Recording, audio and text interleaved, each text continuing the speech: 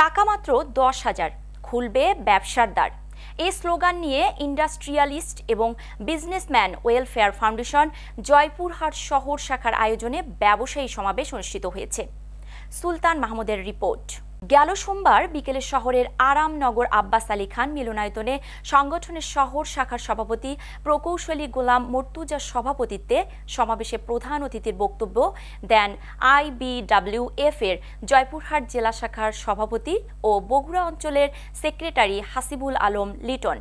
বিশেষ অতিথির বক্তব্য রাখেন IBWF এর শহর শাখার উপদেষ্টা মাওলানা আনোয়ার হোসেন।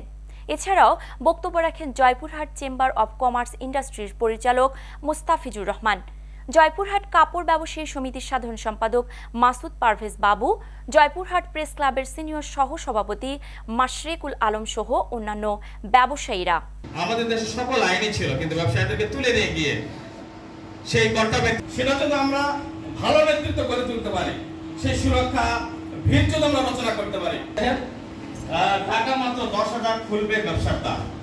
এখানে ওয়েলফেয়ার গুলোকে কথা বলা হয়েছে, সে টাকাটা নিয়ে আমরা এটা আমাদের কেন্দ্রে পাঠাতে হবে। ব্যবসায়িক সংগঠনে একটা খরচ আছে না, খরচের কোথা থেকে আসবে কিন্তু বলা আছে উদ্দেশ্য লোকের ভিতর, তাই না? আপনি মনে করেন একটা বড় ব্যবসা করছেন, যারা বড় ব্যবসা করছেন তারা অনেক এমন হয়রানি নির্যাতন যেসব ব্যবসায়ীদের আর কোনোদিন হবে না ইনশাআল্লাহ। এই দেশের ব্যবসায়ীদের টাকায় দেশ চলে।